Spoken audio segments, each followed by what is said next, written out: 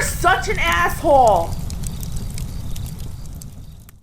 The Dark Knight of Advice columns, the IKEA of consulting, the Dear Abby with a penis. It's assholeconsulting.com, where I, the world's only professional asshole, will answer your questions as long as you pay me, because that's how it fucking works in the real world. And if you want free advice given to you to spare your feelings and not tell you how the real world works, why don't you just go talk to Oprah, or your student guidance counselor, or your school psychologist, or any one of these increasing number of pussies and wimps that just have no interest in telling you the truth because it hurt your feelings. Oh gosh, you're gone when you're a senior. I'll tell you what you want to hear, so you go away. And I'll lie to the next generation of children because I'm a teacher. Aaron, I'm a 35-year-old male living in South Texas and need advice on a few things. I screwed up in getting a liberal arts degree after my attempt at an architectural degree fell through because I listened to my student guidance counselor teacher. No, he didn't say that. But that's where he got the idea. Wasn't fucking smart guys like me tell him to go major in architecture. I screwed up in getting I thought an MBA. No. Then he listened to his professors. The professor, you should give us another $150,000 over at our business school. Oh, don't worry. Even though it's not Harvard or Wharton, an MBA could give you that extra. You know how they say MBA preferred? Well, that's worth $250,000 in 2 more years of your youth. Well, trust me, I'm a professor. Oh, we'll be pushing professors out of helicopters when President Clary is elected. Oh, they'll be running to Norway, Sweden, and Finland because they're all defective.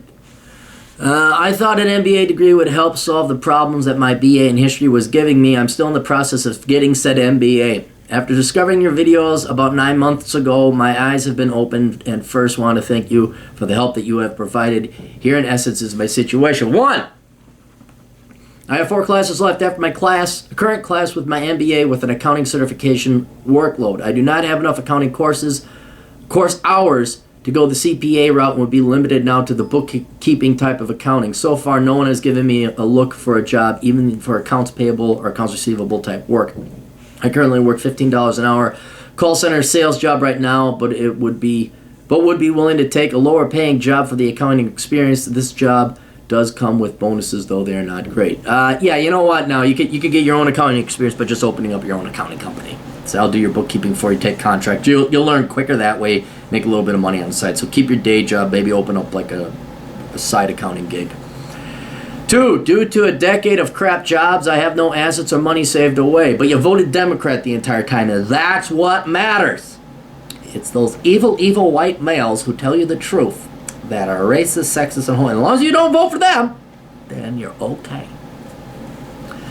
I'm looking at student loan extra fund. Wait, you have no money. I'm looking at the student loan extra funds money in April, about $5,000 to be able to finally purchase a vehicle after the one I had a few years ago died on me. So you are borrowing student loans.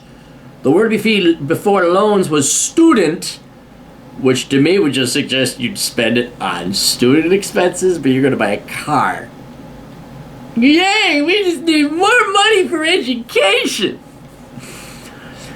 Purchases, so I am far from a position of being able to have a fuck you moment with employers or girlfriends, and I'm far from any micro fuck you moments. Look at my video, micro fuck you money. It's very important. I have been focusing on paying off my debts right now, good, and thus have not really been able to save up any funds. With my age 35, I'm feeling the years of being smart and not getting married or having a kid when I was piss poor broke catch up with me in a way. I'm happy I've never made those mistakes before, but now I'm feeling the longing of wanting a kid of my own.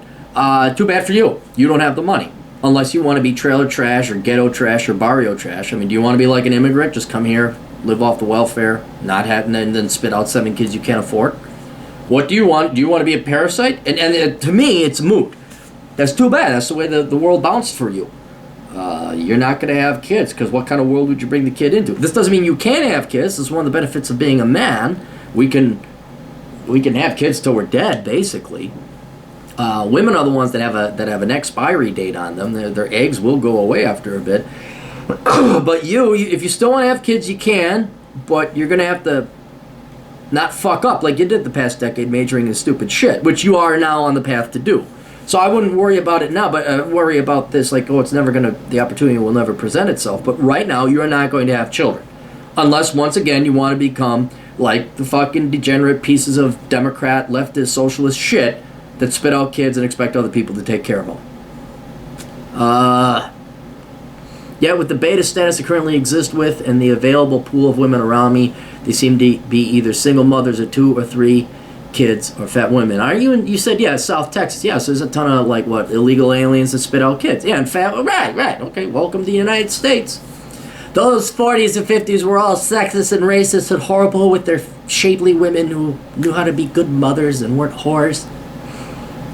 But you see, now they have degrees in women's studies, and they're all fat, and they're big and beautiful, and they have other men's children. They're just wonderful. The others claim to be already taken or flat out say no before I can ask. So you sound ugly, too. You sound pretty pathetic in your approach, but we aren't consulting you on that. That costs extra. I am not much either, but I am working out and trying to lose the weight. Oh, yeah, you are fat. I have and do not want a fat woman who wishes to go to McDonald's while exercise for almost 2 hours for a mother of 3 kids who will try sucking me dry to support her current children while never providing me on her own. Sounds like you're making some real concrete changes here. This is awesome. You're going to come out at the end of it. Curse at me, call me names if you want. I just need your advice on what to do. I also asked for a video on YouTube just in case there's someone else out there in my shoes as well. There's a fair amount of, there's a lot of other folks out there. So then I asked, okay, so if you graduate MBA in accounting, how many more classes do you need to take for the CPA exam in Texas? He says I would need 5 more accounting classes at least. The 30 hours minimum is then broken down into what accounting subject matter I have taken. I will have taken 5 accounting classes by the time I should be done with my degree in July and August. All right, so here's the deal. Look, the fact you specialized in accounting for your MBA, that's good. And even though you may not be getting job offers left and right, that doesn't mean you don't have a skill. Like, you know the accounting cycle. You know how to do accounts payable and accounts receivable. You know how to put together an income statement. You know how to do taxes. These are practical skills that, especially now with the internet, you don't need fucking be working for Ernst & Young or Pete Marwick or whoever the fuck is the big 4, big 3 nowadays as they continually get busted by the feds.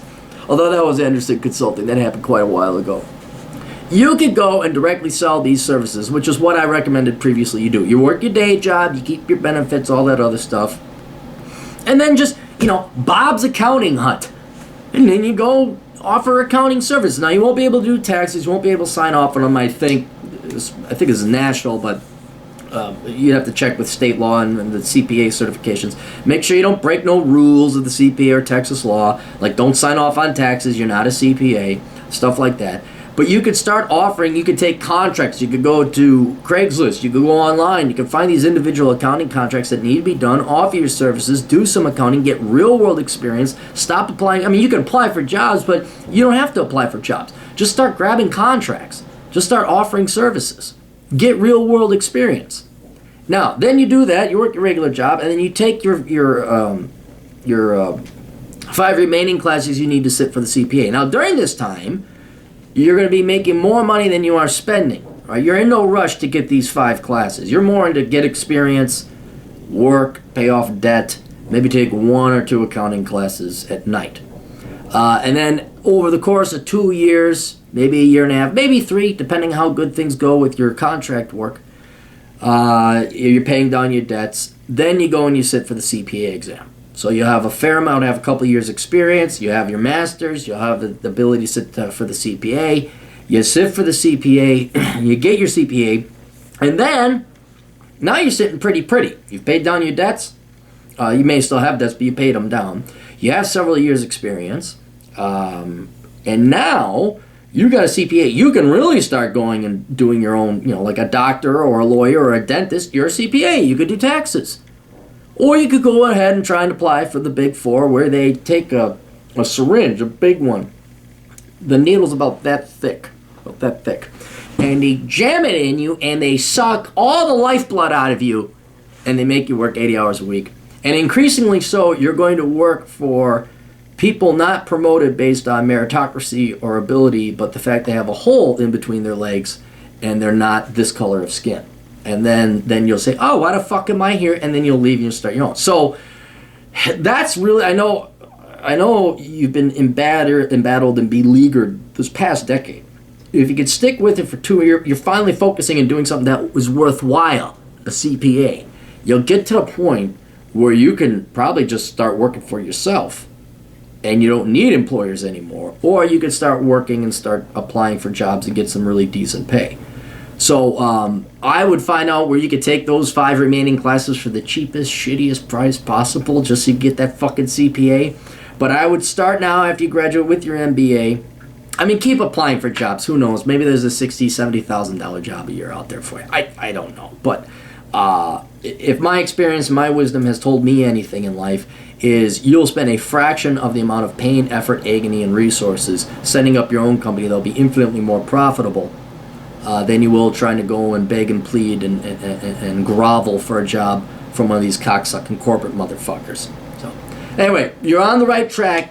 You just went a long-ass way through a tunnel with no light. It's at the end of the tunnel.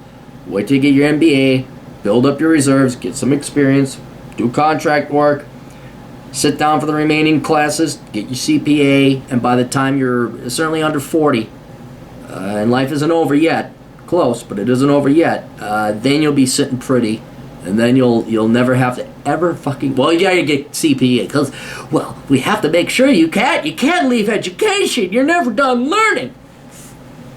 Oh, pushing professors out of helicopters, murdering them all, and I'd never do that. Anyway, that's all we got. Best of luck to all of you. Toodles.